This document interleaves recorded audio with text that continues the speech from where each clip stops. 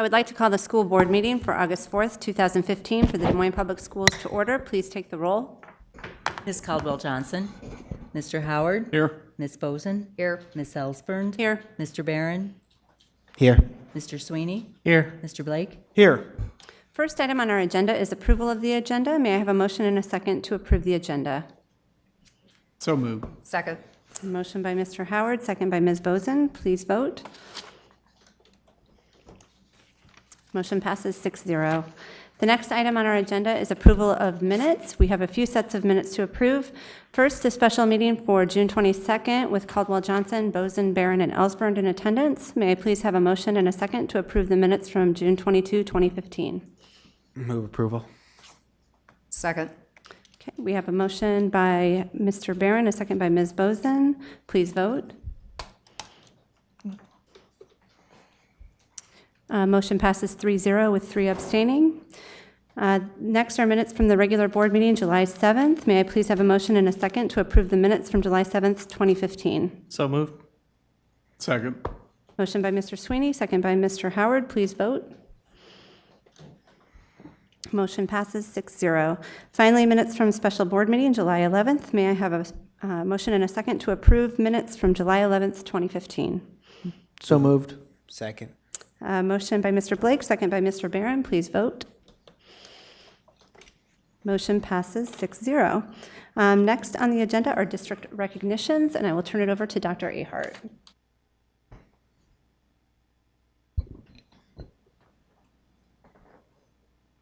Good evening, Board. I'm pleased tonight. This has been a remarkable year when it comes to recognition of the great work of our teachers. As you know, Des Moines Public Schools is home to this year's Iowa Teacher of the Year and Iowa's Alternative Educator of the Year. And last month, the White House announced the winners of the Presidential Award for Excellence in Mathematics and Science Teaching. And among the honorees from across the country was our very own Brian Reese.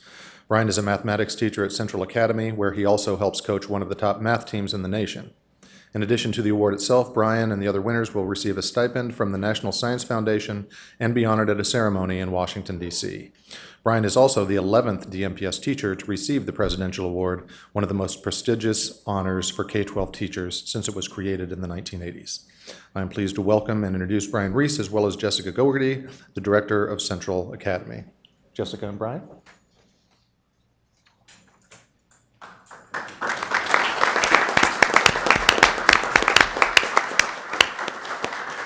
You know, here in Des Moines, we are really lucky to have so many fantastic teachers. 2/3 of the teachers, 2 out of 3 that were up for this award that Brian received were Des Moines teachers, and I had the pleasure to observe both of them, so I know it was a tough choice.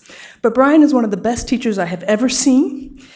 I once observed him take students on an hour-long journey through a particular math problem, and at the end of the hour, so the class even wasn't over, it was a full 60 minutes, at the end of the hour, he said, "Does anybody notice anything?" And then you heard this room of 26 kids just start gasping and giggling as they realized the elegance and the beauty of mathematics. Every student should have that experience with mathematics. This is one of the reasons why we're so lucky that Brian is also a teacher leader here in Des Moines. He has been on the geometry lead team for SRG this past year, and this coming year will be a PLC, Professional Learning Communities, teacher leader for our district in mathematics. The Gifted Core Pathway at Central Academy is really designed for students who are discrepant from their peers in, for example, mathematics. But when comparing student achievement amongst the most elite students in the nation, Mr. Reese's students still stand out. Let me give you an example. In this past year, in the Calculus BC exam for the advanced placement, most of his students took the exam. And of those that took them, 91% got 4s and 5s. That is 80% of those students were 5s. So almost all were 5s. It's very impressive. And this is one of the reasons why Brian has been recognized as a Presidential Award winner in math and science teaching, because he's able to take his capability and understanding and translate it into student understanding. Mr. Brian Reese.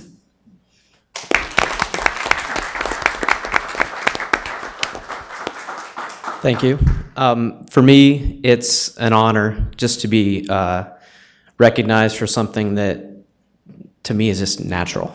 Doing what I love, and that's mathematics. It's relaying my love of mathematics to my students, giving them an opportunity to learn and discover and appreciate mathematics on their own. So my goal is to get them to do the mathematics. I had a thing in my bio that I want my students to be mathematicians. And they're not all going to be professional mathematicians, but while they're in my classroom, I want them to be mathematicians. I just spent last week in Washington, D.C. at the awards recognition ceremonies that Dr. Earhart spoke about, and had an opportunity to meet with members from National Science Foundation, members of President Obama's advisory staff, including the Chief Technical Officer, Megan Smith, who was a former vice president of Google.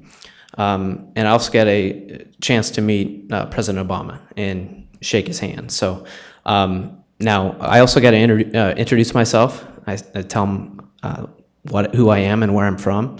And at the end of that, he told me that he said, "Nice to see you, Brian." So I assume, he was very happy to see me.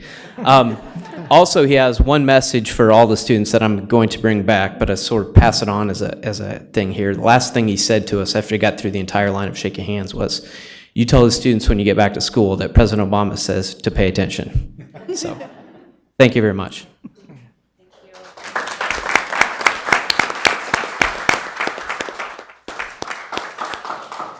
Not too shabby.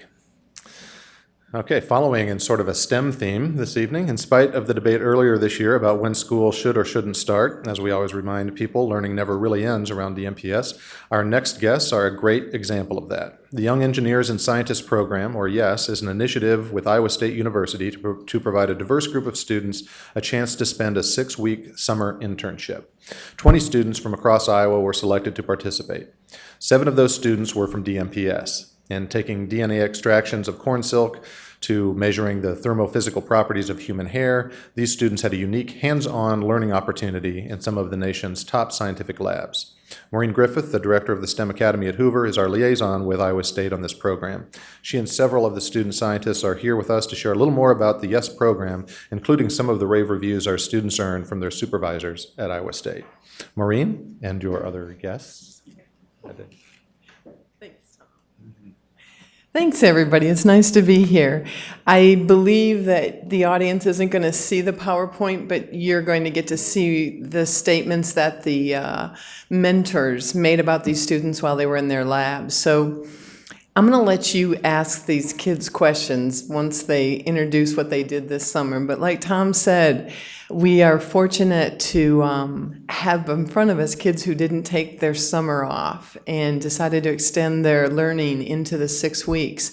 A couple people I'd like to introduce before you see the kids. Ada Lesham, she's going to help me hold some posters today, but Ada is the representative from Iowa State University who has really partnered very well with Des Moines. And I really want to say a big thank you to her because it's not just this program. If I could take a second, we had research experience for high school teachers. Des Moines had a handful, about 5 or 10, close to 10 teachers up there doing that.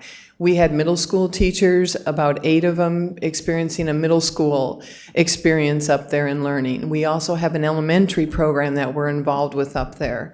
And a 4th program is a GK-12 program, which we have scientists, PhD students that are in the lab in their final year of study that spend the entire year in our middle schools and high schools next year. And this will be the 11th year of that program. And Ada has her hand in every one of those and we have more things going on than that next year that you'll hear about further. But anyway, she's a big helpful friend for Des Moines Public Schools, and we have really benefited from that relationship.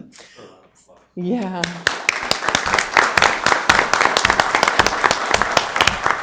And One more person I want to introduce tonight is Corbin Z. He's sitting here, he's professor of chemistry from Grandview University. So these kids that you're going to meet, some of them have participated in a research experience course at the high school level at Hoover. They've participated now in this experience this summer. Next year, we have joined a partnership with Grandview University, Chemin Industries, and one more yet to be announced when I get that one signed on, that are going to take 12 of our students all year long, every other day, just like they're going to class, they're going to work.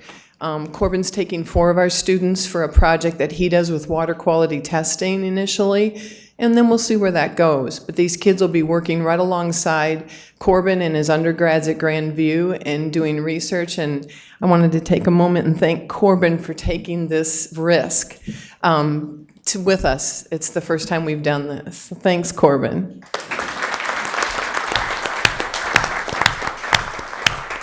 Okay, I'd like to introduce for our first student today, Rachel Bosovich from Lincoln High School.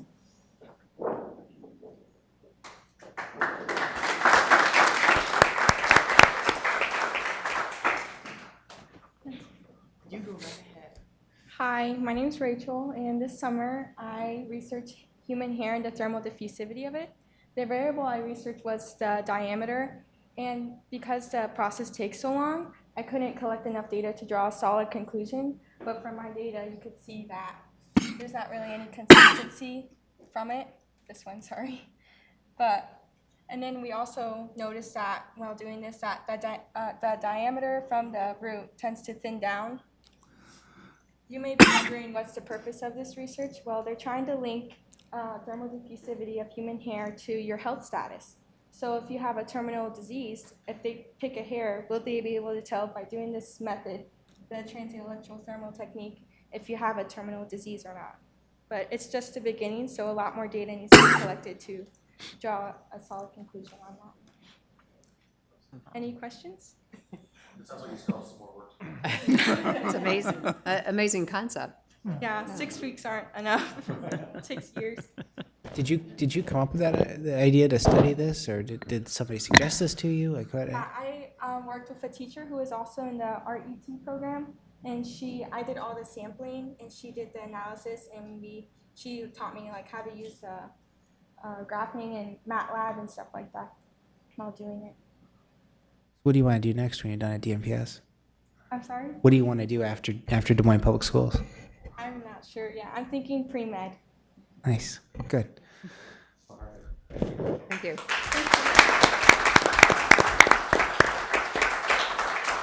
And next we have Madeline Edmonds from East High School.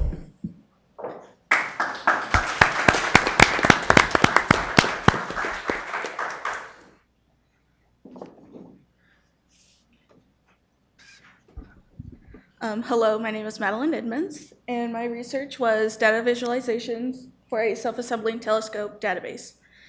So what I did was I worked with the physics and astronomy team, and I created a code that will help with their fluid database that they are creating. With their fluid database, they want to draw out random pairs and see if they will connect due to rules that they give them. My code will talk to the database and give them the rules and pull it back out. The colored squares you see here, the table here will show if the assembly was complete and the percentage it was complete and the total number of assemblies it has. So the red will claim that it may have not worked, while the blue will say it worked the most.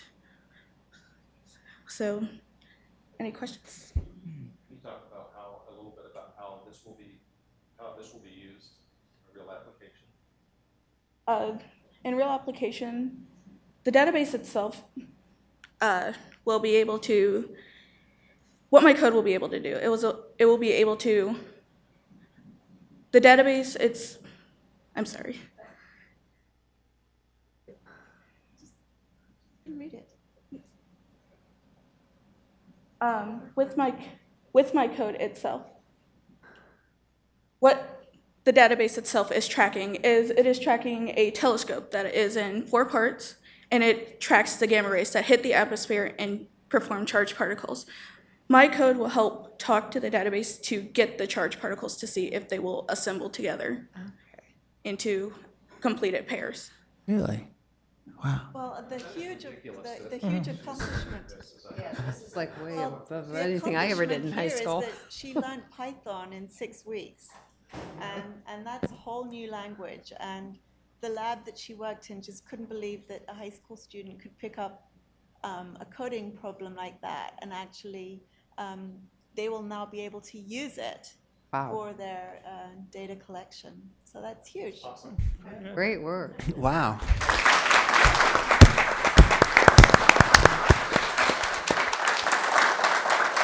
And I learned a little something about Madeline's telescope. This is a telescope that assembles itself. It's in 4 pieces, and it assembles itself, and it's set in space to grab this gamma radiation, but they haven't been able to do anything with that radiation. Her code is starting to figure out what's worthwhile and what isn't. So let's keep going. I lost my PowerPoint. There we go. Now you've got Jonathan Lee. Jonathan Lee is from Hoover High School.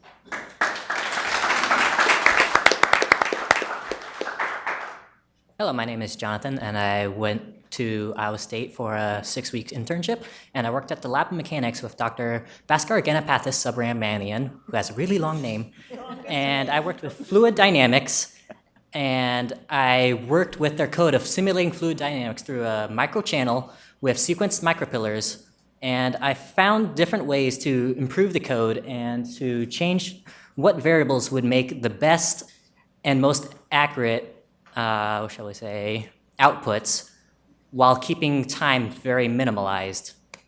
And my research has found that using a resolution size of 401, which you probably can't read from that distance, created the most accurate product than using our original resolution, which took nearly about 2 hours to 3 hours to run. The one that I found takes about 20 minutes to run for each simulation that we do. And using this, my research, they have partnered with a company, and now they are trying to create organs using my research with their fluid flow dynamics.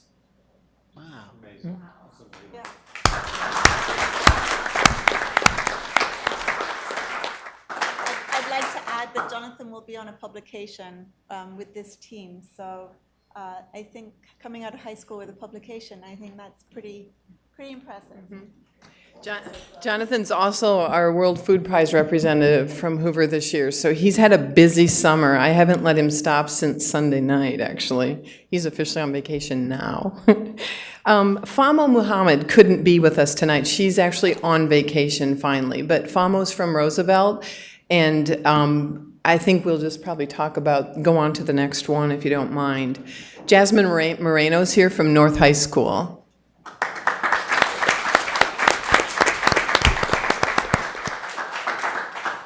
Hi, Jasmine, and this summer I got the opportunity to study corn because it's Iowa at Iowa State. Now, my main task was to look for recombinations or crossovers within the chromosomes and to find out if they were good or bad for the corn. As you can see here, these are just some of the 100,000 data points I was able to collect, but sadly I didn't get to finish all my work. And basically, all of this is just to find a way to improve our sources and make it better. Wow. So I don't think Jasmine's giving herself credit. No. She worked very hard to extract DNA of different samples and then look at tons of information that we can't even possibly imagine because we don't understand the depth of what she was doing, and bring together this data. And the lab she worked in was particularly impressed with how skilled she was with her hands to do this very delicate and fine tuning of the data collection. So they were very impressed, and they have invited her back whenever she can come. that's great. Any questions for Jasmine? So what year are you, Jasmine? What year are you at North? I'm going to be a junior at North High School. Oh, wow. So this is, geez, that's amazing. North High, huh? Thank you.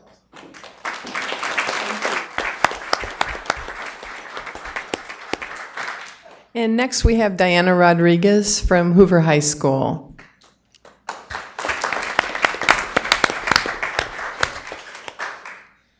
Hello, my name's Diana Rodriguez, and this summer I was able to work along my grad student to determine the accuracy of the acoustic droplet current profiler, which is an instrument that measures water velocity, and it does that by transmitting a frequent wave sound, and it sends it out, and then it bounces off a particle, which then the probes, so like here, they receive it, and the change in the frequency it sends out and it receives is able to calculate the velocity.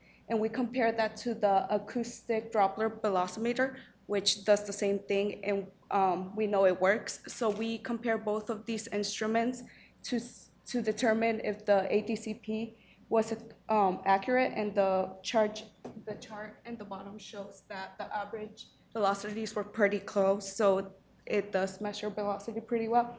And this is important because in rivers, drinking water, if you have a contaminant and you want to know if the contaminant will be diluted enough for it to be safe for the public to drink, if you know the velocities, you will also be able to determine if the contaminant is diluted enough in the river and know if it's safe for the public to drink. So that was my research during this summer.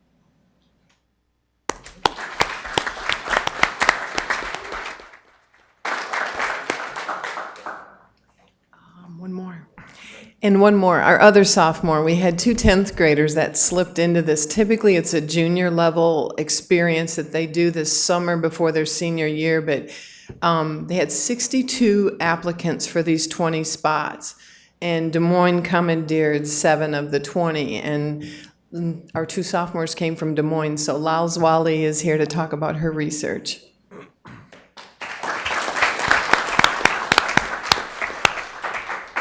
Good evening. My name is Zoli, and I'll be a junior at Hoover High School this summer. Okay, thank you. This summer, I did my research on finding anti-malaria therapeutics. There was 198 million cases of malaria worldwide, and 580,000 people died in 2013. This area is highly attractive because as global warming increased, it increased the chance of getting malaria. And malaria is caused by an infection of Plasmodium falciparum and is transmitted by infected mosquitoes. Plasmodium falciparum is an animal parasite. Plasmodium falciparum is an animal parasite that is responsible for human and aquaculture disease, in this case malaria. And I did my research. We used this box called the malaria box, which contained 400 compounds of known anti-malaria activity but unknown molecular targets. As a result, I found 2 inhibitors, and the next step will be to find mechanism of inhibition. And so this is the apical classifier, which made the mosquito infected, and this is the DNA that I used. And then right here we test the subset of the malaria box, and then I found 2 inhibitors, and these are the substracts. Question? What made you study that? Huh? What gave you that? I mean, why anti-malarial therapeutics? It wasn't a choice, but it was like I did. When we signed up for this, we had they asked us what we're interested in, and then I told them that I was interested in becoming a doctor, and then they gave me this, which actually really helped me because it makes me wanted to do more. So I was glad.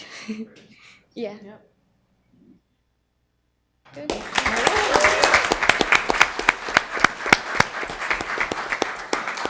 Thanks a lot for letting us share what these kids did this summer.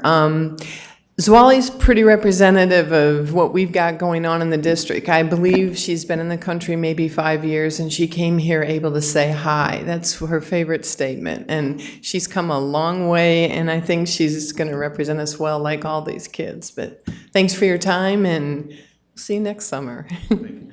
Thank you.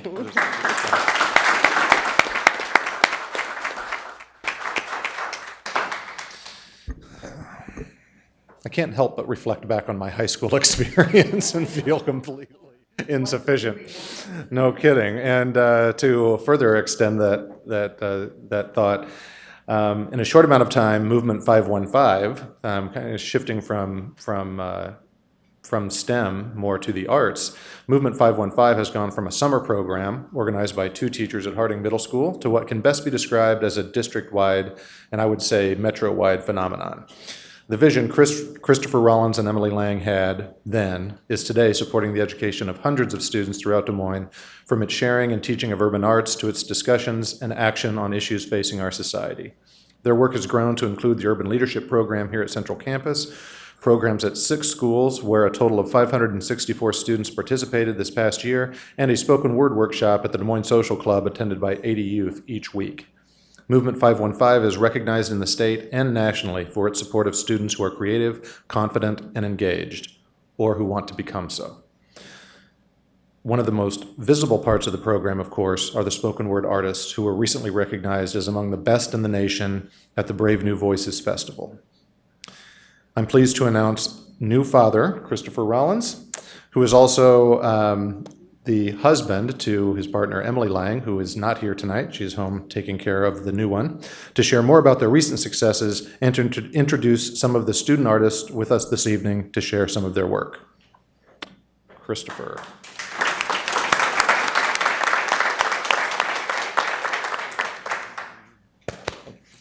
I'll keep my portion short. At Run DSM, we celebrate student voice, so I want you to be able to hear from our students. Tom mentioned a lot of our celebrations from the year. With the Brave New Voices Festival specifically, it was only our 3rd year competing, and we finished in the Elite 8, only 0.8 points away from Final Four or final stage. So that was a huge accomplishment for us. We also say, though, that the festival is so much more than spoken word. Our youth spend 5 days working with over 500 youth from around the globe, really. We competed against teams from Ireland, from Guam, from Burma. So it's a great opportunity for them, South Africa, to meet not only youth here in the United States that are making impacts in their community, but youth that are making impact globally. And to think that they finished in the top 8 out of 60 of those teams is very impressive and speaks very well of what Des Moines is doing. So with that, yes. Frame this a little bit. Yeah. Can you talk about some of the cities who I hate to say beat out? Yeah, sure. Yeah, no, I think that when we talk about wanting to be when we talk about wanting to be a beacon of urban education in the United States, to think that we went up against teams from Los Angeles, San Francisco, Chicago, Atlanta, and came out on top. Especially seeing that Des Moines, when people think spoken word, don't really think of Des Moines. They think of your Chicagos and the places where that kind of started. So for our youth to kind of get one up on them, I think it made them feel really good, and they walked away with heads held very high. So without further ado, I would like to introduce Apple Amos, who will be a freshman at Iowa State next year and a recent graduate of East High, and Elandra Brazel, who will be a junior at East High next year.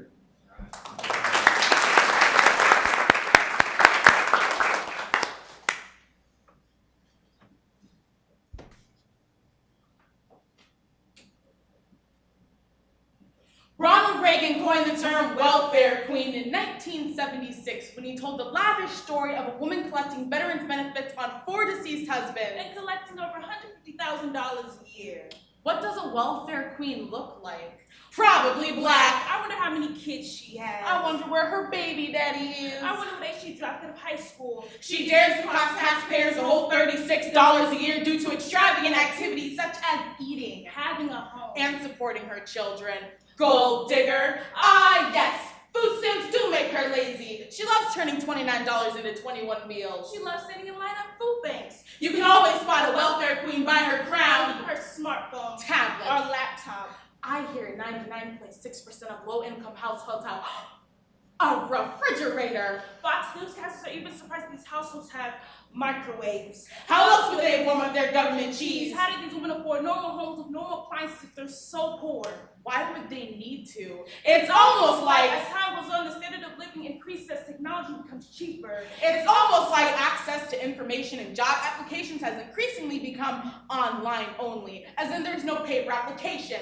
It's almost like there's some system that keeps the impoverished in a cycle of poverty, like our government. In 2014, Congress passed an $8.7 billion cut to food stamps, affecting 850,000 households across America. Why do you vote to keep people in poverty?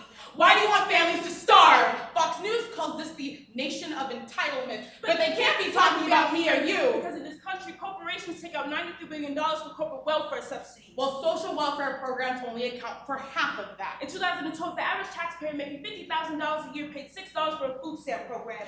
$6 to help a family eat. The average family making that same amount paid $6,000 for corporate welfare subsidies. $6,000 to fund American greed. $1,231 of that total to make up for revenue lost due to corporate tax savings. $696 of that total for business incentives. We don't want businesses to work, we hand them money. We don't want people to work, we take money away. We expect the poor to pick themselves up by the bootstraps and help them by the laces. In this country, citizens are denied the basics. In this country, corporations are people the government wants to help. So what does a welfare queen look like? Probably white. I wonder how often they evade paying taxes. I wonder how many jobs they produced in the last 5 years. I wonder how much they stole from taxpayers. How much will they steal from me when corporations hide theft behind government and media smokescreens? While families are blamed for having basic needs. Tell me, who's the real welfare queen?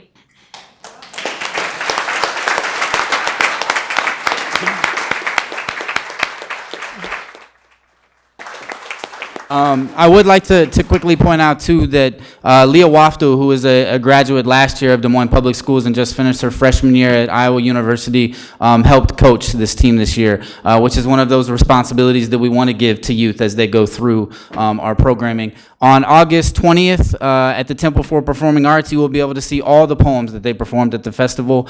Doors open at 6:30. It's only $5 for community members and $1 for students. We would love to see you there. Thank you so much for the time today.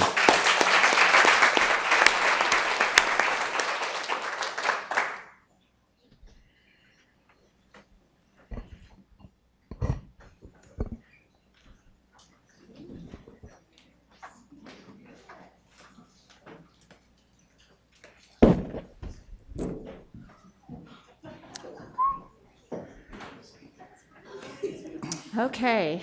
Just like real kids in the big city. That was fantastic. Now we are going to move along to business. I know. That was. I make an editorial comment. When people talk about education today, compared to when I went to high school, there's no comparison of what's being offered and what these kids can do. It's incredible. Isn't it amazing? So, just on that front, Yeah. I think we're doing the right things. I will get on my horse again like I always do. Boy, if we could just get the media here and I know, and let them see what we do. You know, I've already chastised some of them before and will continue in my short time, but you know, our population just has to see what goes on and the great things, you know. This is our future, folks. And, you know, when you see this stuff tonight, it Pretty good. instills faith in you. Yep. Now we just got to get others to get on board. Yep. Okay. Back to the consent items. Next item on the agenda is the consent items. We allow any person the opportunity to speak to the board for up to 5 minutes following the presentation of an agenda item. If anyone wishes to speak to an agenda item, please go to the information desk to sign up. Remarks must be germane to the agenda, and we ask that you avoid reference to personalities and character attacks, as those types of comments serve no productive purpose. As a reminder to the board and public, the board will not engage in discussion or deliberation with a speaker regarding comments made to agenda items. Discussion and deliberation will remain among board members at the board table, with speakers' comments informing said discussion, deliberation, and determinations as deemed necessary. We appreciate your input. Mr. Sweeney, do you have the motion? Yes, I do. Thank you. I move that the board approve the consent items in accordance with the recommended action for each item on the consent agenda, including bills previously authorized and certified by the secretary and approved for payment by the board chair in the amount of $3,065,526.07 and unpaid bills in the amount of $1,155,436.11. Thank you. 13 million. Is that right? Yeah. Okay. And may I have a second? Second. Motion by Mr. Sweeney, second by Mr. Barron. Any discussion? Can I just ask one question? It's on the Head Start delegate agreement. Did we end up ever getting more funding since we have half the students? And I know that's always been an ongoing, so I didn't know if we got a bigger portion since we have over half the students, and we don't get that in relationship to the money. We got some carryover, and we expect to be seeing more, probably not this coming year, but we have a serious discussion going about how we can right that train. Yeah, it's the more you learn about how Head Start is funded, the more difficult it is to make sense of it. But we've been, with the help of Susie Guest and her team, just putting together a very good, solid piece of an argument that says it just doesn't make sense because we could be serving so many more students if we got what on paper looks like our fair share. Okay, that's why I just wanted to get an update because I know that's been an ongoing issue since I've been on. Yeah, we are beginning to get traction on that. Is this the same group of people who do school finance?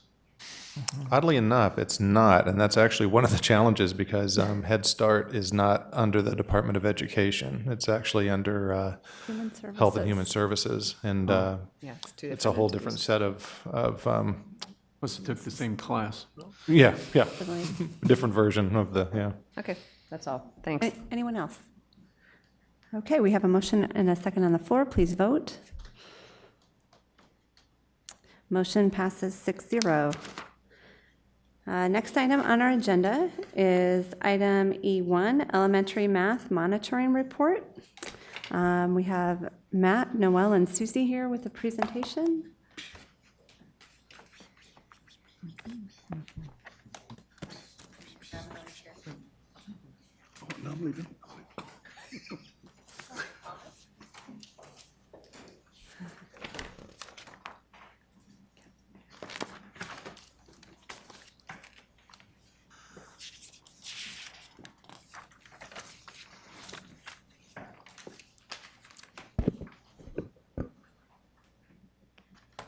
I think it's up here.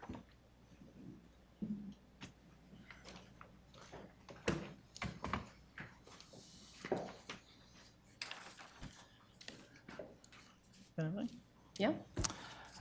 Good evening, Board. Tonight, we are here to present to you data from our elementary monitoring report for elementary math. Again, with me, I have Susie Tallman, Executive Director for Elementary Schools, and Noel Tickey, Executive Director of Teaching and Learning. As we flip through the slideshow, again, we'll just remind you of the key performance indicators, the percent of students proficient on a state accountability test, the Iowa assessments in grades 3 through 5, and also the percent of students making or exceeding typical growth on the state accountability test in grades 4 through 5. Percent proficient is the percent of students who score at or above the cut score. And for tonight's presentation, typical growth is the amount the average student increases in standard score points from year to year. We've also included an additional data point of the SMI from fall to spring, fall 2014 to spring 2015, to give you a picture of what a building, or in particular a building administrator, would look at in terms of growth, where a student begins and where they end at the end of the school year. We thought that was a valid measure for you guys to look at. So our first data point that we'll be looking at is actually collapsed data, looking at grades 3 through 5 combined. It is mathematics proficiency, what that trend looks like over a 4-year time period. So we did see a slight increase from 2012 to 14, and then a slight dip this last year from 2014 to 2015.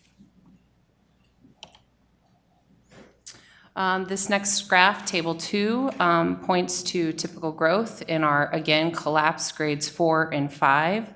As the chart points out, again, we saw a slight increase from 13 to 14, with a rather troubling dip, 9% from 2014 to 2015.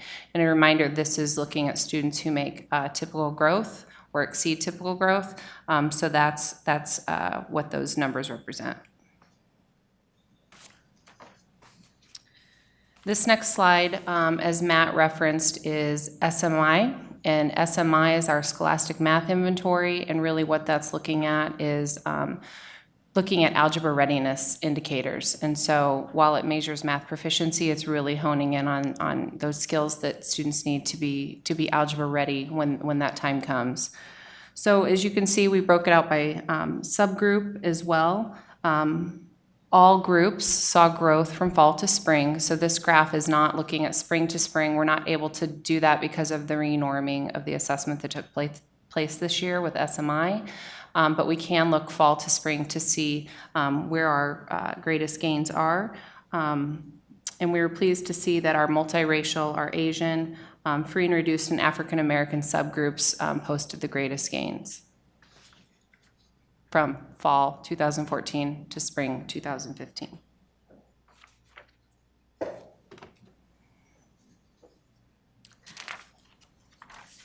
When looking at grades 3-5 proficiency by subgroup, you'll see that the all students group, as well as free and reduced, African American, Asian, multiracial, and white groups demonstrated gains in proficiency from 2012 to 2014. From 14 to 15, you'll also see gains in our African American subgroup, multiracial, and white, with the biggest increase with our multiracial subgroup at 1.75%. From 14 to 15 with other subgroups, including all students, free and reduced, ELL, special education, Asian and Hispanic, you'll see a decrease. The biggest decrease was SPED at 2.33% and Hispanic at 1.63%. When looking at grades 4-5 typical growth by subgroup, you'll see that the percent of students making typical growth was generally less in 2015 than in 2014, largely due to the difference in forms between Form E and Form F. So if we want a valid comparison, you'll need to look at 2015 growth compared to 2013 growth. And you'll see that just overall across the board that the percent of students making at least typical growth did decrease for all subgroups. Looking more specifically at African American subgroup, 93.6% of African American students were ELL and free and reduced. This has been a gradual increase each year. However, what you'll see that there has also been a steady increase in math proficiency over the 4 years, leading to a 4.7% gain. As mentioned earlier, we'll take a closer look at the Hispanic group, but as mentioned earlier, there was a decrease. 93.6% of Hispanic students were ELL and free and reduced. This has been relatively stable since 2012. There was a slight decline from 2012 to 2014, but more of a decline from 14 to 15 of a 1.6% decrease. When looking at the Asian subgroup, 88.7% of Asian students were ELL and free and reduced. This has been a bit of an increase from 2012. After seeing a 4.8% increase from 2012 to 2014, from 14 to 15, there was a 6.4% decrease. And so when analyzing this data, the first question and the most logical question is how do we respond? And what you will find as we review some of our responses to this is that it's not entirely different from our response to our literacy data, because the common work of our district in terms of implementing instructional framework, standards reference grading, and a multi-tiered systems of support for students and buildings is going to be a consistent answer, because it's the right answers. It's research-driven, it's research-based, and it absolutely unites our district on one front, an aligned system for buildings around what good instruction is, how to support it, and how to provide interventions for students, as well as enrichments for students. So in that first slide, response data, just to put some of this in context, we did have in 14-15 a new math adoption, the Go Math materials, in the fall of 2014. We did experience what we think is a bit of an implementation dip. When looking at that, we researched Fullen's work from 2001 that talks about all successful schools experience an implementation dip as they move forward. The implementation dip is literally a dip in performance and confidence as one encounters an innovation that requires new skills and new understandings. The area here, when you begin talking about the math adoption of Go Math, is it's blended learning. And with blended learning, there must be blended instruction. There's going to be a dip in that because this is a new phenomenon in education in terms of blending your classroom for the various needs of students, differentiating your support. That includes online assessments. It includes the various types of grouping with students, small group, individual, large group, and it can become quite complex. The dip that we experienced this year is, in my opinion, due to two things. One, we did not I did not do a good enough job of supporting the implementation of the Go Math in my role to provide some assistance in what effective instruction looks like. We're enrolling the instructional framework this coming school year.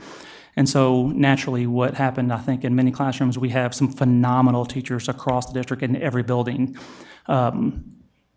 We had a dip where there was a lack of support from my role in my position to support that completely.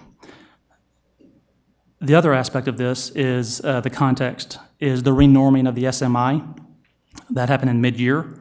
And so, as we mentioned earlier, I think Noel mentioned earlier, because of the renorming of this, we can't compare last year's SMI scores to this year's SMI scores. And so we're stuck with looking at removing the trend data for SMI, but looking at fall to spring, which did show considerable amount of growth in our students in all subgroups. Matt, can you just Sure. to set context a little bit, talk through how the building leadership teams, the principals and the teachers use that SMI data to inform instruction in response to how students are doing, and how that was aggravated by the renorming? You mid-year? bet. It's the administration of the SMI is fall, winter, spring. When it's renormed in the middle of the school year, based on the cut score of where students need to achieve, the cut score was actually changed to be more difficult. It was you had to score higher to achieve that cut score for proficiency rates. So while that was done in the middle of the school year, our students, what you'll see is that they still performed better they still grew from the fall to the spring, even though the cut score, the standard for proficiency, was raised considerably. It was more considerable in the secondary schools than it was in elementary, but it was still a considerable increase for cut scores. And on the horizon, what we also have coming up is a pilot of the MAP. Again, we're talking about in the MAP is a measure of academic progress. Because what we're talking about is the assessments of our students and how to do so, an alternative assessment to our Iowa assessments. And we've been down that road many times. And what we're looking at is, what's lived out on a building in a classroom on a daily basis, and getting to the point where we can identify with an absolute confidence about what the standard is. How do we know if the students are learning it? And if they don't learn it, what do we need to do? And if they do learn it, what do we need to do? Because there's two different courses of action there based on what students know and what they don't know. I would just offer, I know the board knows this, but for the rest of the folks who may be listening in, we don't have confidence in the alignment of the Iowa assessments to to the core that our teachers are responsible for delivering to our students. And in grades 4, 5, and 7, and 4 and 5 here in mathematics is what we're really focused on. There's a less than 50% alignment. So just as I've shared in the last 3 years that although I'm glad that we've been making good progress in improvement as measured by the Iowa assessments, I also don't hold a lot of stock in that because we don't have a lot of confidence in the assessment. So I just want to temper, anything that any interpretations that we make based just on the Iowa assessments are, whether they're positive or negative, are suspect. The other thing that we've worked very hard to do is try to figure out some way to eke out a growth measure on Iowa assessments because the Iowa assessments are not designed to measure growth. So we have to do some sort of creative mathematics to lift something out that helps inform our teachers' work and our building leadership team's work to improve performance. So I say that by way of saying we've been putting off trying to make an investment in a different assessment with the hopes that the state would make a decision on whether they were going to go with a different Common Core assessment. That has been tabled again for another year. So we are going to move forward and pilot the NWEA MAP assessment at an elementary school and a middle school, and with the thoughts of perhaps going district-wide with that the following year if we don't feel like we have an adequate measure to look at student performance from the state. In addition to that, the slide that you should be looking at, that should be on your screen now, is, again, strengthening the core instruction. Again, developing our action steps are to provide professional development and training and ongoing support, progress monitoring of what good teaching is. And so in doing so, we've been able to train all of our building principals and their administrative teams. We've trained 700 teachers this school year or this summer, and are poised to train more, and even the rest at the beginning of the school year and throughout the school year. To support that, we've also embedded the leadership development, the instructional leadership development, not only of our principal supervisors, but the actual principals and the building leaders to support this work. We have now begun a common language of what highly effective instruction is. And when you have that common language in a district, and it is from building to building, classroom to classroom, and then you know what highly effective instructional support looks like at the building and at the district level, then we're going to be able to see some movement in our academic gains of our students. We build confidence in staff, we build confidence in administrators that they are supporting the right work and they are having the same conversation in classrooms around how to improve instruction so that we can improve student achievement. The next slide is our response in terms to, again, SRG, our standards reference grading that will be implemented in grades 4 and 5 in the 2015-2016 school year. And again, this priority for us focuses on mastery learning versus content coverage, diving deeper into subject matter and to highly rigorous tasks with students each and every day versus covering what sometimes is an insurmountable amount of curriculum in one school year. This will also focus on collaborative teams of teachers that will answer and actually have the same answer around what are students supposed to know, which are the standards, the Common Core standards. How will we know if they've learned it, which again is our formative assessments, and looking for these alternative assessments in terms of MAP being a piloted assessment to give us some of those answers more frequently. And then also, of course, what if you do if they don't know it, and what do you do if they do, which is our MTSS and our interventions. And if I may just capitalize on something that we saw in the recognitions tonight to highlight one of the reasons that is driving standards referenced grading. You take a student who's new to the country. Clearly, how we measure their abilities and knowledge and skills on a test that is so reliant on really good English skills is not fair to the student. And our young lady, the last presenter this evening from North, if we were making judgments on what opportunities we were providing for that young lady based on Iowa assessment scores, she would have been prevented from having an amazing experience this summer. Standards reference grading helps us take that judgment away and really have the feedback to the student and the grade that the student receives based on that student's knowledge and skills relative to the standard, and not have it be watered down or colored by some other area that they may have need for further development in. And if I could add to that, I think when I was here, I don't know when it was, last spring, and we showed the new Tableau reports that we're not fully functional across, K-12 yet, but as we implement SRG, we'll continue to add. Teachers at any point will have data at their fingertips on what students have mastered what standards, or where are they in their progression towards the standards. So that's data that we've never had before. So we'll just continue to build that system and build confidence in some more teacher-created assessments that we know and can guarantee are aligned to standards. And so it's just kind of building that, expanding our capacity to do that internally, and not always relying on the external measures. In addition to the instructional framework, standards reference grading, we will also do a program evaluation of Go Math materials adoption and technology integration that will, again, be in support of the core instruction. And of course, we will also continue to look at interventions for students. All students will have access to targeted interventions when learning breaks down. And we will continue to focus on the creation of blended learning environments through technology integration, because it is the right thing to do for our students in a 21st century learning environment. For us to continue that work, I'll do a better job of supporting that implementation and the progress monitoring of that moving forward. And before I open up to questions, the other thing I would add to this is that we're getting ready to embark on our August series of leadership launch tomorrow with 250 to close to 300 building leadership teams. And we began this in April. We had another series in June, and we have our August leadership launch beginning tomorrow. And the thing that we talk about in each of these series is the common work of our district and how we support that, and that alignment of supporting at the district level to the building level, looking at the cultural proficiency, the standards reference grading, instructional framework, multi-tier systems of support for students. That is the common work of our district. It is the common work, the collaborative work of Office of Academics, of Office of Schools, of Office of Innovation, and it's supported in each of these other departments. It is absolutely 100% the right things to do to narrow our focus in our classrooms, because every initiative that gets rolled out hits classroom teachers.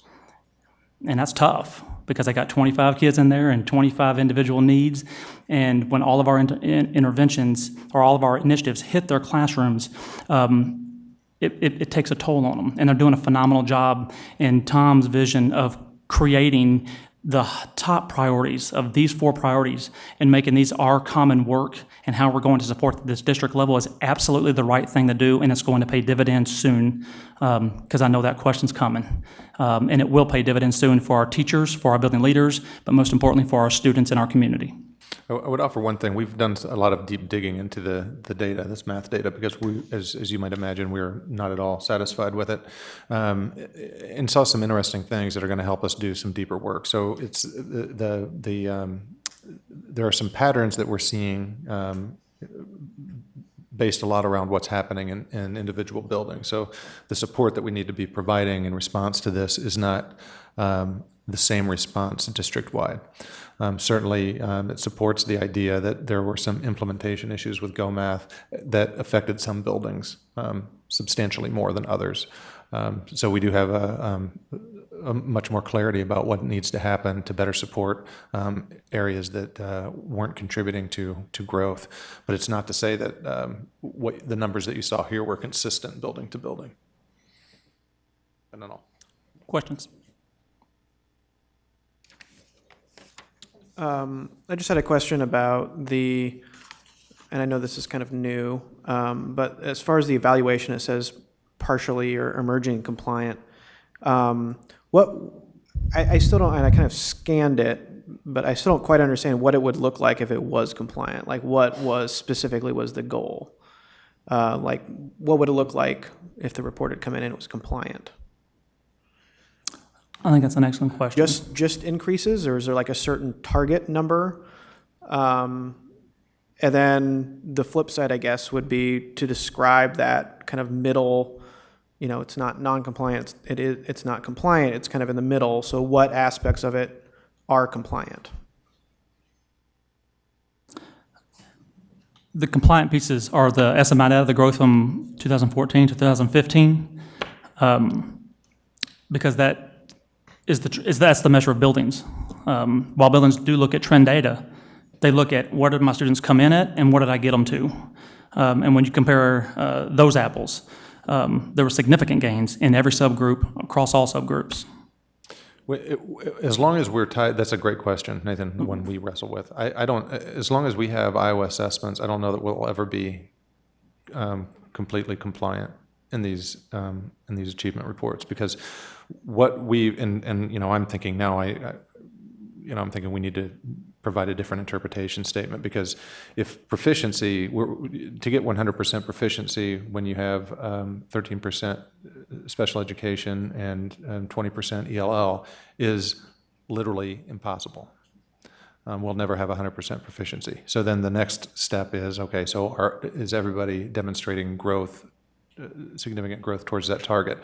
And until we have a measure that is designed to measure growth, we don't have a high degree of confidence. Even if we could demonstrate better growth with the Iowa assessments, I still wouldn't have confidence that we were doing as well as we could. So at this point in time, I think until we have standards referenced, more fully fleshed out, and have some trendline data where we have a high degree of reliability and confidence that that data is valid, and until we have a map or hopefully a state assessment that is actually standards referenced rather than norm referenced and is designed to measure student growth, I don't think we're ever going to be fully compliant in any of these student achievement monitoring reports.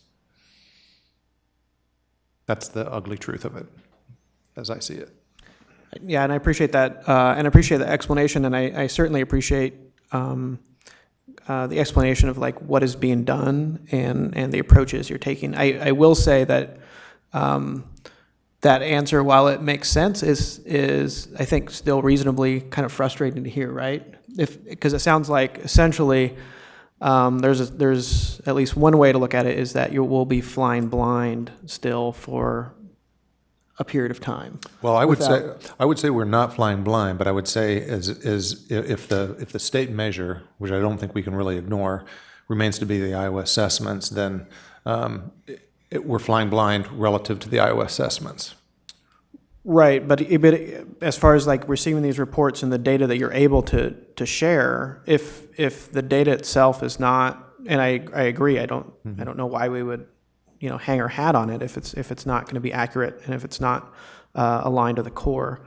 But that said, if there's not a substitute, and it sounds like we're piloting something now, and hopefully we'll get something soon, but for the next year, the kind of lack of data, and I'm not pointing fingers even, I'm just saying Sure. No, I agree. It's a frustrating situation. Absolutely. And it's not just the next year. So we pilot NWEA for this year in 2 schools. So next year's monitoring reports will be, again, reliant on the Iowa assessment, augmented by SMI. Then optimistically, we have a better assessment next year. But even then, there's no trend off of that. Right, so it's So, 4 years. I mean, There's not trend, but there will be a growth measure. Yeah. Which is a lot more valid than the one we're currently using. Yeah, but you're right. Yeah. I want to be clear about something. We're lacking systems data for monitoring purposes, but what we're not lacking is the assessment that happens closest to the classroom, and that's the ongoing formative assessment that teachers are constantly gathering, and that's really a foundation of SRG as well. The challenge is then how do you take that more informal assessment, knowing that assessing kids to death is not the answer either in a very formal way. So we've put our energy into how do we improve the assessment practices of teachers to do it in a more informal, ongoing way that's constantly yielding information, so I can take this group, give them an exit slip on the way back out the door, they come back in the next day, I've got them grouped in 3 different ways based on that data that I've just collected. So we completely agree with you from a system standpoint and looking at the health of the system, but I also don't want to send the message in any way that our teachers don't have that information at the classroom level, student to student. Right, thank you. Real quick, sorry. Understood, and I totally understand that. And what I wasn't referencing, obviously, it's going to take a few years for the trend level data, but it sounds like full implementation of SRGs is not, it's what, next year, right? Fourth and fifth will start next year. It'll still be a couple years though before we're right full scale. To even get everywhere. that kind of full picture. Right. So I guess I have the question, if we're using the Iowa assessment, which I question why we use it in the monitoring, but if that's the assessment, what, to Nathan's point, would be a number that would be, is there a number? Is there a goal within bad assessments that makes sense to interpret in some way? Well, yeah, Is there other, just forget the Iowa assessment and go by the measurement goal? If you look at my my goals that we approved tonight, that's as close as we can get to what we consider a reasonable stretch goal. That's what I But just it's wanted to make really, I mean, it really does feel like rolling the dice, and we've done a really nice job as a system at all three levels, and in both math and reading, in moving that needle forward. This is really the first. This elementary math this year is the first time where we've really seen a downward tick. We were anticipating not as much. I was anticipating not as good a results in elementary math this year on the Iowa assessments because of implementing new materials that required a significant online or computerized blended learning component, which is a new venture for most of our teachers and certainly for our students. But I was certainly disappointed that the dip was as significant as it was. Yeah. I guess it goes back to when we're talking about integrating a lot more technology, when we know many of our students maybe don't have as much technology in the home, how do we compensate for that? When you compare our district maybe to some other districts where there's probably a computer in every home, or does that matter, or does it not matter? Well, it does matter. The approach that we've taken, and North went 1-to-1 4 years ago. Yes, 3 sir. years ago, and we're not ready to move forward with that until we have till we know that most all of our students have reliable access to internet connections when they're not at school. So the blended classroom environment that we're talking about is really just providing more tools for our teachers to address student needs in multiple ways, keeping a higher level of engagement in the right level of activities to meet their needs, and computers play a large role in that. So how we would like to be able to extend learning at home is certainly limited severely by our students not having access, and that's something that we're actively working on right now. Yeah, I knew you mentioned that, but I think that's an important point when you roll out a program that's very geared towards technology. If technology is tough for our kids to access, it could be hard. Yeah, right. And frankly, that's another reason why we feel it's very important to be moving to a blended learning environment, so our kids are dealing with technology as learning tools, because as is evidenced by those young people in the YES program at Iowa State, if you think they weren't using technology like crazy in their internships for 6 weeks at Iowa State this summer, you're crazy. And a lot of them don't have access to that at home, so it's important that they're enmeshed in that in the learning process at school. But the program evaluation will also be very helpful, because the other side of it is the teacher use of technology and just making sure that they're provided a good level of support so that they're using it, but they're using it, applying it more deeply than right now. It's a lot of, basic skills, and so being able to help them to use it more. Sure. Mr. Howard.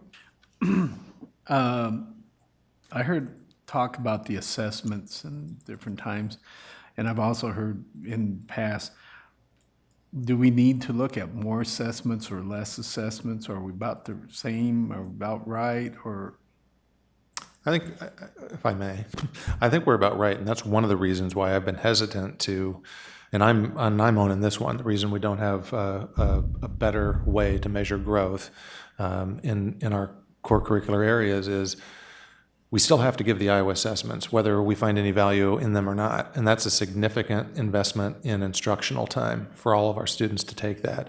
If we layer on another test that we find meaningful, we've also lost another hour or 2 hours or 3 hours, depending on the level of instructional time. In the event that we move, that the state moves to, for instance, Smarter Balanced, which is the odds-on favorite right now, although that nobody seems to want to make a decision, that's actually going to take more testing time than Iowa assessments currently take. So, making the investment in a system-wide adoption of a test that we think is valid and reliable, and as Nathan and Rob both referenced, until we have trendline data, there's very little value to it. So we have to do that for at least 3 years before we can really feel like it's informing the success of the system. So, that's really been my hesitancy, is do that and then have the state change the state assessment, double or more than double the time our kids are taking a standardized test, and then find out that we're actually now duplicating what the new state assessment will do. And so I've made the mistake of not pulling the trigger on a more comprehensive solution earlier, and we're paying the price for it now. So that's on me for sure. And if you drill down to the classroom level, they're using formative assessments on a regular basis, if not weekly. And I think if you'd ask a classroom teacher, what they would tell you is that assessment provides them more meaningful data and how they respond to their students, probably than waiting for the beginning, mid, and end of the year data throughout the year. Yeah. And I'm not criticizing. I just want to make sure that, either we're doing it enough, or if we're not doing enough, but I also don't want to drown ourselves. We can drown ourselves in data too, where we're just spending time data. So that was just a question. And I heard Matt say something about this being a new program and typical for a DIP. Have we? I assume that we've checked with other districts that have used this program. That seems to be a typical. Have we seen what they have done as far as,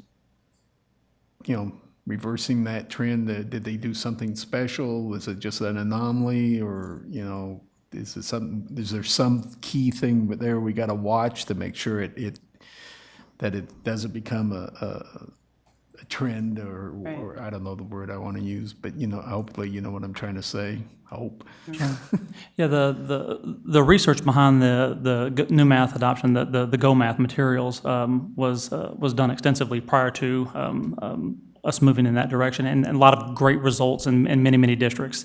The dip is in response to a lack of progress monitoring in my role in support of core instruction, because the materials themselves are good materials. The teachers, they'll tell you that they're good materials. But it's got to be in support of core, not in place of core, and that's what will be corrected this school year.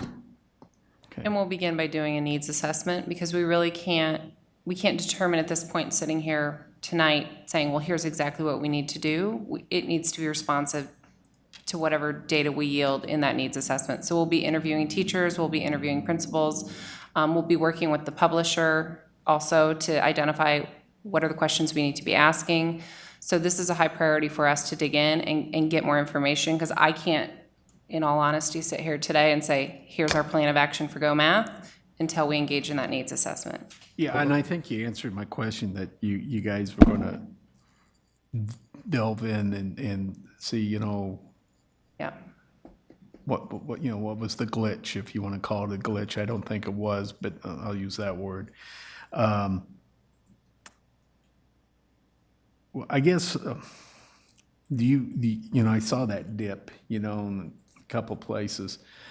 Will you guys be kind of watching that to make sure that those kids didn't get lost? I don't know, because sometimes if you get frustrated in something, you're trying to get back, you're trying to catch up. So will we watch that group of students who had that drop this year? Was it in reading or the math? But the significant, because it is a new program. You get frustrated. Well, God, I'm lost. and once you're lost, you're lost. So will we be watching that grade group or subgroup? Yes, sir, we will be on a daily basis. And that's really what that MTSS system is about, that we have a guaranteed system of supports when kids show that they have a need. And so it's not been guaranteed across the district. We've had kind of pockets of excellence where schools have had this system in place. So we're committed to saying, regardless of where you attend school, you have this system of supports that's ready.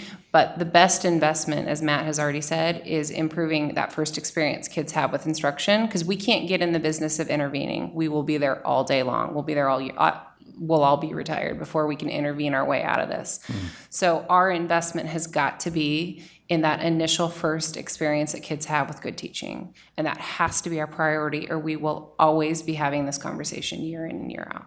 And I'm thinking that the assessment will go back to, for next year, we'll see if that group who had, I don't want to call it a bad experience, but they had that anomaly, and that's what I'm going to call it. Going to make sure that they will have a feel-good experience this year, or however you want to call it, phrase it. You bet. So, yes, sir. I figure that's what you guys will keep an eye on. And my last one was something that Tom said was about the 4-year thing with the computers at North High School. Was there ever any data that showed, by having the one-on-one computer usage and things like that, that you were there, Matt? Yes, sir. That It was a benefit. prior to, is there, and hopefully that would help as far as technology in the future, one-on-one, if there is some kind of data that says, yes, there is significant data out there that says when our kids have access to a computer, when they were able to take it home and things like that. That's a great question. We don't have, and I'll let Matt give a more detailed response, but we don't have data to say that certainly there's been improvement at North High School. Oh, yeah, But we can't really we can't tie that in a meaningful way to the one-to-one initiative. Now, did that have? We're absolutely certain that had a positive impact. But I think the impact on that, because as you said, I mean, it's interesting. If you go to North High School like at 6 o'clock at night when nothing's going on, you'll see a bunch of kids in the parking lot in their cars, so they can access the internet with their computers because they don't have access at home. So we know we could have gone further if we had better access to all the students. But certainly it sent a statement to the students, I think, and to that community that we wanted to resource and support their education in every way that we could. So I think it certainly had a positive impact on the teaching culture or the learning culture in that community. But to say that it was because a student had a device is, I don't think, a certainty at all. Matt, what would you? No, sir. Well, you captured it perfectly. I wouldn't, focus improvements at North due to solely one-to-one. It certainly contributed to a lot of the success there and their ongoing success. But there's so many other factors, I think, at play there in terms of, But it did play if you're telling the whole story, sure, that's going to be at least a couple chapters in the story. Sure. And, yes, sir. And I think that's one of the things we have to do personally, if we're out there saying, folks, look at this. I mean, we need, people up on the hill. We need. This is what we're talking about. This is where those funds that you seem to be reluctant to give us. Here's a story of North High School.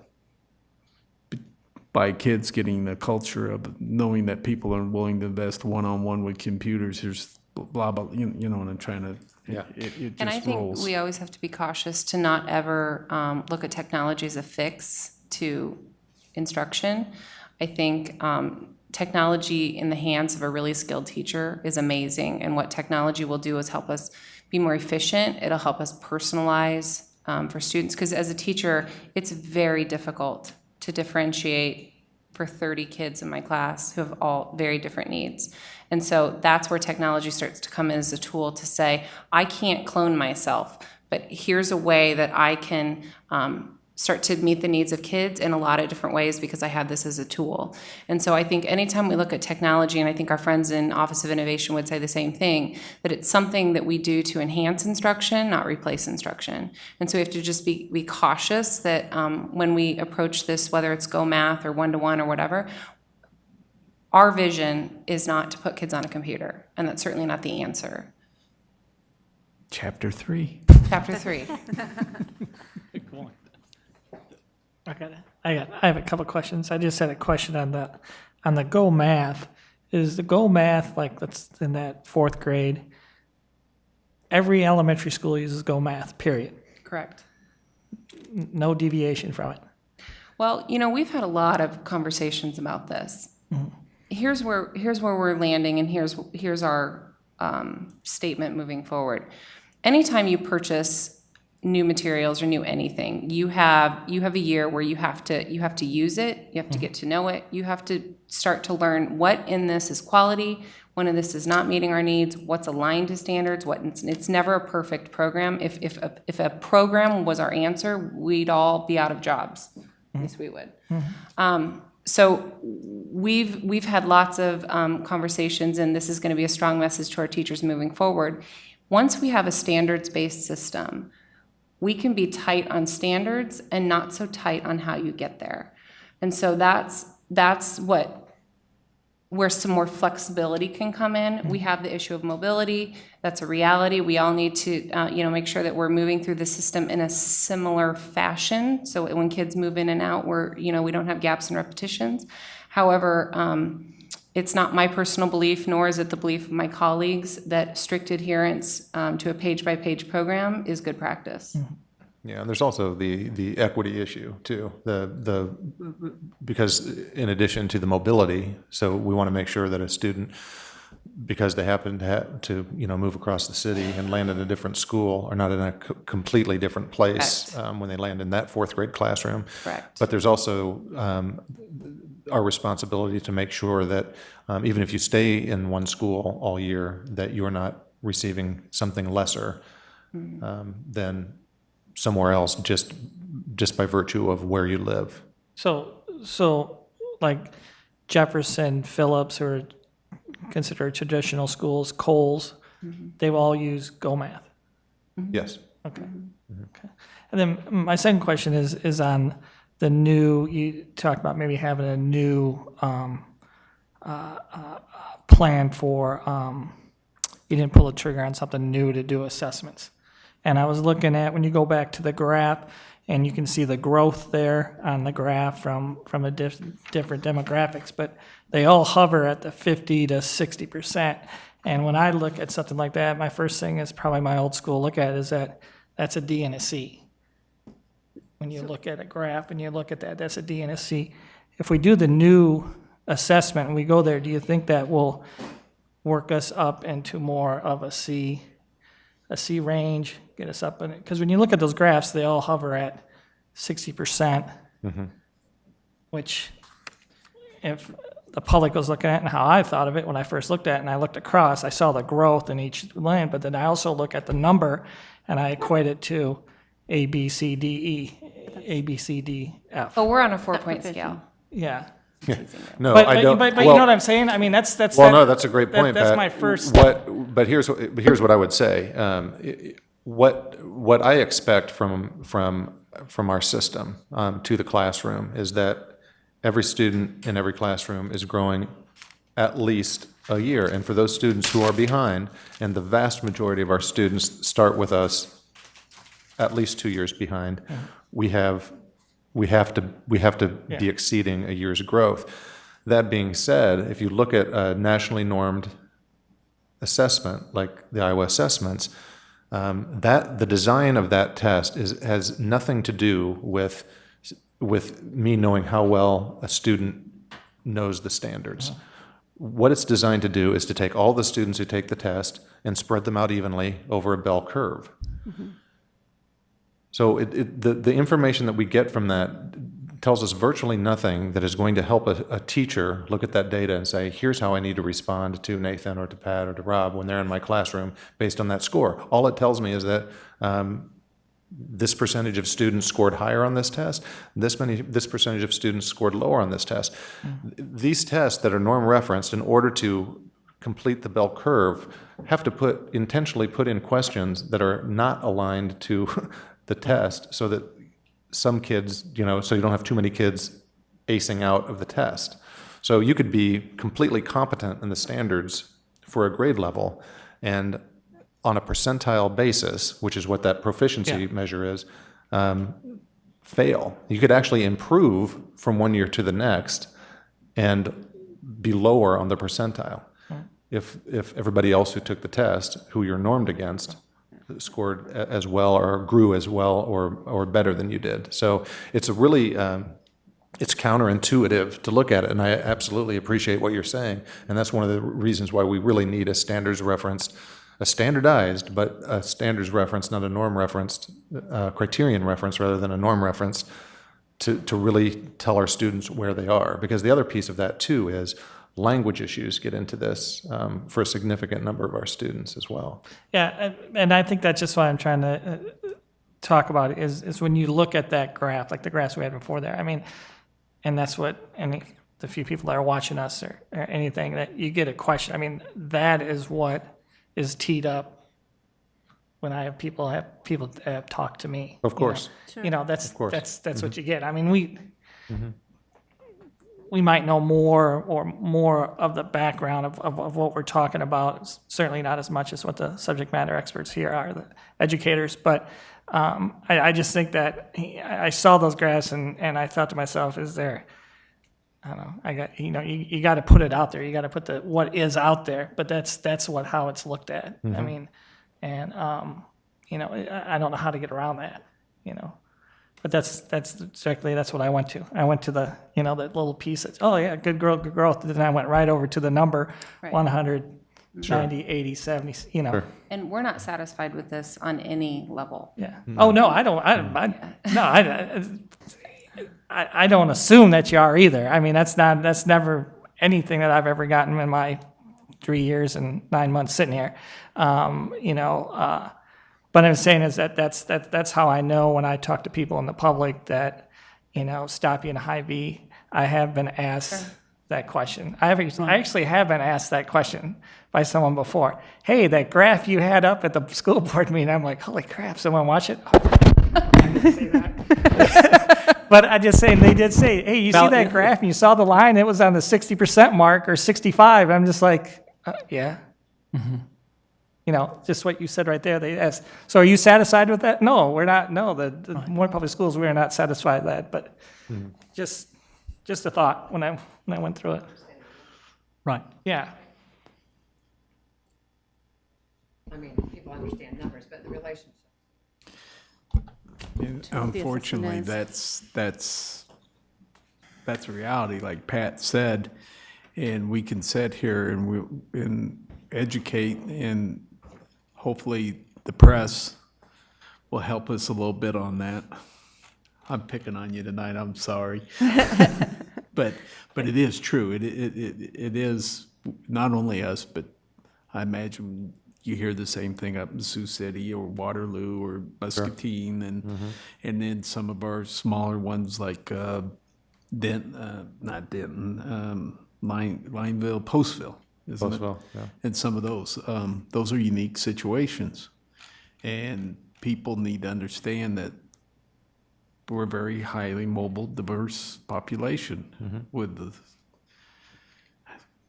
people who are coming in now who don't even have a baseline language and literacy of their own language, their own native language.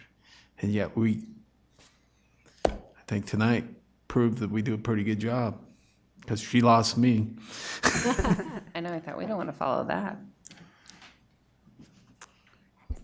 Mr. Barron? One quick question, because I know that the importance of, I'm getting the terminology flipped here, but standardizing what we're expecting and the definitions of what we're expecting from our teachers and is going to be something that's going to come back to us, because we're going to be doing these monitoring reports for the next 7 meetings. can you, because I know this is well researched, can you share with us and then add to board docs on the elementary math monitoring one of the studies that you think is particularly relevant in terms of what we as a district are investing in terms of getting a coherent definition of what mastery is and how we're teaching, how that has proven to have to get us where we want to go. If you can absolutely coalesce around one You bet. thing, it would be You bet. beneficial, I think, for future conversations. Yes, sir. Sure will. It was almost disastrous. I had a question, a couple more questions about the Scholastic Math Inventory. Could you just, I hadn't heard of it before I saw this. Could you just explain like how it's administered? Because it sounded like that was, at least in some level, kind of the more useful metric that you can kind of point to. Yeah, that's the first half of my question. The SMI is administered online, and so it's an adaptive test. So what it does is it responds to how the student is responding, whether they get questions right or wrong, and then it adjusts up and down. And so really what it's looking at, we can use it for two purposes. We can use it, one is what we call a screener, to say that this student is proficient and the student's not proficient, and that's really looking at, it prioritizes algebra readiness. Knowing that Algebra 1 is our gateway course to higher level mathematics.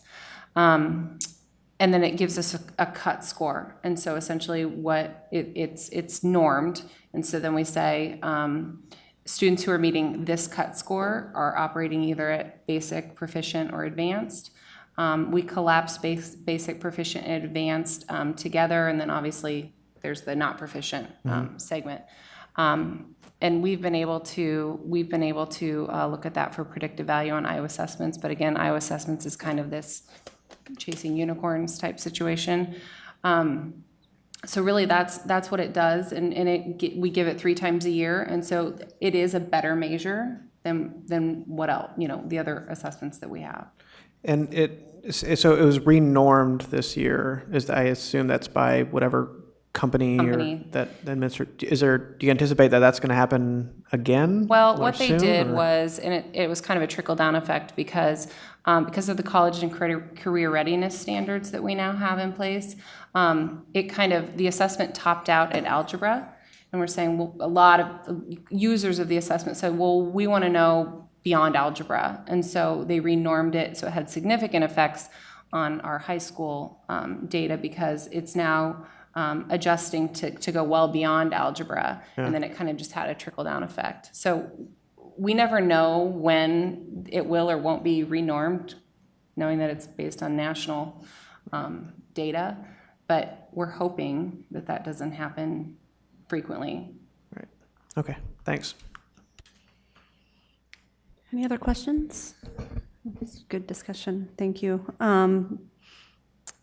I would take a motion and a second to accept E1 elementary math monitoring report. So moved. Any other comments? Okay. We have a motion by Mr. Howard, a second by Mr. Barron. Please vote. Motion passes 6-0. Thank you. Thank you. The next item on our agenda is item E2, Legislative Education and Advocacy Committee. Let me get to it here. This is a discussion item, and I put together the draft for this committee concept for the board to consider given the legislature's and the governor's action around school funding. We saw several grassroots efforts from around our district, including Hannah Walt and Perkins, and others from their parent groups. So this committee would be an opportunity to formalize that effort as well as to help educate, inform, and engage parents and the community around district efforts and legislative issues. So you've had the draft in your hands of what that would look like.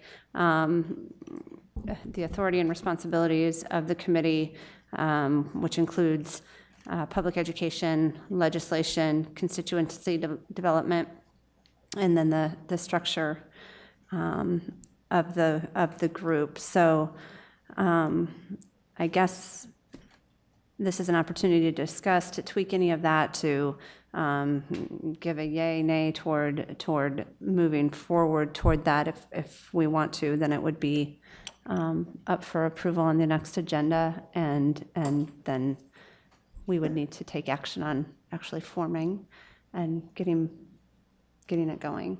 So, is there any?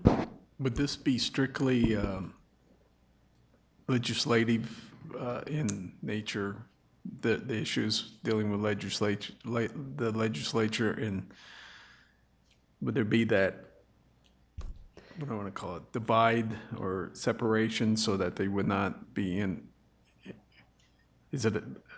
involved in board policy and actions and things like that? So essentially, it would be around public education, so educating, providing opportunities to educate the members of that committee, the community at large, about things like school finance, about the legislative process, of effective advocacy. And then that would also be a group that would might make suggestions to the board about what our legislative priorities might be as we set our legislative docket. And then so yeah, I'm hearing legislative, right. It's a lot around formulating a grassroots effort, parents at feeder pattern levels, community members that can be provided with the tools to be able to go up to the Capitol, to write letters, to tell their stories, and get some movement around education funding or whatever it is that the district, and to do so with, and for us to coalesce around a unified message as well. Yeah, I just don't want it to kind of develop into something where it becomes a ad hoc policy, district policy, where, you know, at the school or the district or the school level, they're coming up saying, you know, we think you guys should be doing this, and this. Okay. I want its message Gotcha. to be very narrow and specific. Otherwise, I don't see, this committee could get just completely hammered and drowned in you're going to a school thinking you're going to talk about legislative issues, and next thing you know, you're talking about what's going on in the third grade in this school and things like that. It has to have a narrow scope that's understood, is what I'm trying Yep, to. and the intent is, legislative. No, because, I mean, not we've board been or- in those where not we've board gone or in thinking administrative we're policy. talking about one thing, and next thing you know, we're walking out going, what was that? Basically formalizing a group to be a legislative, our lobbyist in a way, to talk about what are the needs and help talk about that within our own community, educate on the issues that's going on at the Capitol. Is that part of it too? Mhm. And on it, the structure is 3 board members. Yes. So it's still highly leveled, you know, a lot of board members are part of it, but just to get more parents involved. I do believe that movement started, or I think you could see when the parents got involved, conversations somewhat changed. That's when we started getting the letters from the legislators that explaining why they thought only 1.25 was okay. But it was after more noise was made or more interest by the community. Mhm. And so I think that if we can keep it aligned with, and we're all in the same goals, and I appreciate that they can give us some, but I think it's still, you know, the board still has a huge influence on, but we've got to get, I think, parents involved, because they will make the difference. You can tell when you go up to the Capitol or when you try to talk to legislators, they seem to think that superintendents aren't efficient and that the board is only there for more money for whatever. So I think that having parents talk about it or the community talk about it, it's a much different conversation. Well, as long as we don't use the kids to, you know, I believe that was what, That- isn't that that would how be it was? apparent. We were taking advantage and using the kids and putting them up there to. I think parents can make that call. Kind of paraphrasing that. Yeah. Well, A little cynical there, I guess, isn't it? The question would be then, the parent, community member, district feeder pattern, would they ask to be on? Would we nominate people? How do we Right, foresee that? I guess I'm not absolutely sure. I would like to believe that there would be people willing to volunteer. As I've mentioned this, I know I already have a couple from a couple different feeder patterns who would love to be part of that. But it might be a matter of contacting the different schools, their leadership, the PTAs, what have you. I guess I'm not absolutely sure. Do you have thoughts on that, Nathan? No?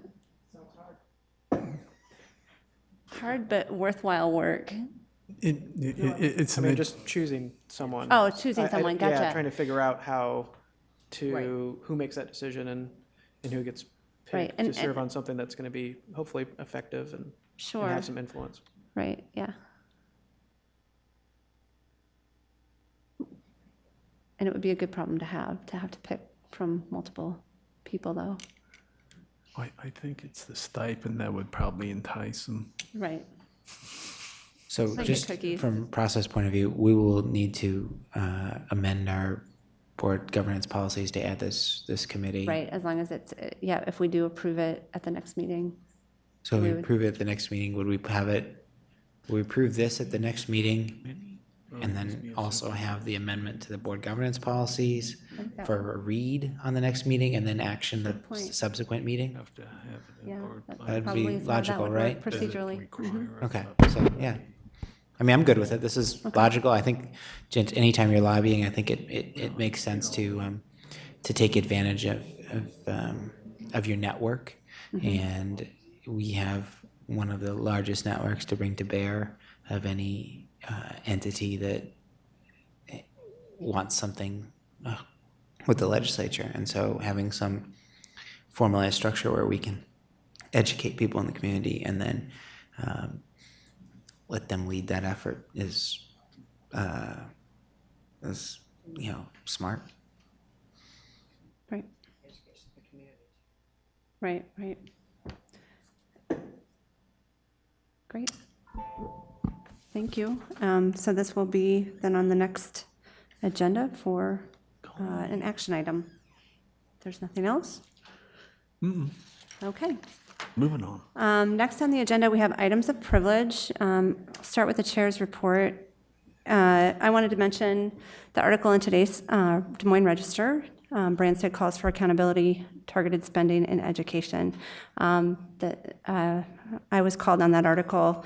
There were a few other things that I did want to have the opportunity to mention publicly regarding that. One was on Governor Branstad's comment that we gave all this across-the-board money with no accountability, and Iowa kind of stagnated, while other states put a focus on things that increase their standards, that improve their student achievement, he said. And so we went from the best in America in the early 90s, in the middle of the pack, to the middle of the pack. We want to become the best in America again. So one of the things, this kind of gets under my skin, because we do know that Iowa didn't keep up with other states in per pupil spending, and it's been some time since Iowa has made education a priority, and since Iowa's legislature has followed its own rules regarding the timeliness of setting the education budget. Second, as we discussed earlier, our students are being measured with an assessment that has low alignment with the Iowa core standards. And so the idea that anyone has a finger on the pulse of the real teaching and learning that's happening in our schools, that's pretty inaccurate. We saw it tonight. We saw it with a number of students who were here in multiple disciplines. So I kind of take that personally on behalf of all of our teachers and staff. And the third thing that I want to mention is that Iowa code allows less discretion than most other states as far as what districts can do, and that's given Dillon's rule. There's also been a number of other limitations that have been put on the funding that schools get. So again, blaming blaming our local school districts and superintendents for not yielding better results. That's not fair either. And finally, I keep looking for signs in the governor's comments that he realizes and appreciates that we're educating human beings. Again, we saw that again tonight, and again, I take that personally. While we, of course, want them to leave our school systems with marketable skills and career and college ready, we also want them to be thinkers and doers and solid citizens in our communities. They're not numbers. They're not commodities to bid up and down. And so it's worrisome because I feel like the space between public and education, it's widening. And so I just feel very strongly about remaining diligent about what's important and what's important for our schools and for our kids and for our teachers who go in every day and roll up their sleeves and give it the best they've got. So that's my report for today. Can I say one thing, Sure. Ty, on that? I don't understand how anybody here who's old enough remembers when our governor was in his first terms can be surprised with what he has done, because he has never been an advocate, never been a champion of public education, period. This should never come as a surprise. I mean, his legacy is what it will be and what it has been. And so people shouldn't be surprised. It's too bad. And you can just trail the decline, and it doesn't take that much to connect the dot. And I won't say dot, so I'm going to say dot. And until there's a change of philosophy and thinking, it's just going to decline. And I wish I could say that I am optimistic, but I'm not. Not with the his philosophy and his thinking. He has not changed in 20-some years, and he won't. And I'm sorry. It just bugs me. I was going to bring up the United Way's reach out, or the graduation walk, and that's, if you haven't signed up, it's August 29th. It's 9 to noon. So you can go on the United Way's website and sign up and be a volunteer to go out and reach out to our kids that are undercredited.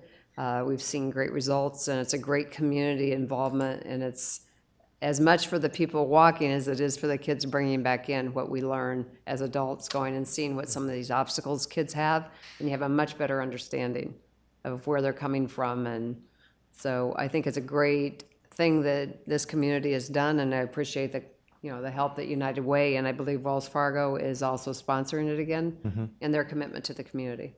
Yeah, absolutely. Anybody else have a point to make? Point of privilege? Okay. I'll turn it over to the superintendent. I had a UEN superintendent's meeting today, and Larry Siegel from ISFAS walked us through projections of the state budget relative to education, and there's every indication that FY17 will be just as challenging as we're facing in FY16, and then there's a possibility. It appears as though there's a possibility that the doors might open up a little bit wider. But it's interesting, our two student performers this evening really pointed to an issue, a foundational issue, and why the resources apparently aren't available for public education, and that does have to do with property tax relief, and I'm not making a judgment on that one way or the other, but there is not a way for our legislature and governor to say that education is a priority. When you look at not only have we fallen relative to the other states in per pupil funding, we've also fallen dramatically in the percent of our GDP, our state's GDP, that we invest in education. And over the course of the last 20 years, the demographic shift of the students that we're serving in Iowa schools has shifted dramatically, particularly in districts like Des Moines. So the idea that education is a priority, I just don't think can be made sincerely. So I'm not encouraged on that front. However, I am greatly encouraged that the staff in Des Moines Public Schools, as Cindy referenced, don't view our students as commodities. And however they come to us, we absolutely see tremendous potential in all of our kids. And I think we had excellent examples of that this evening.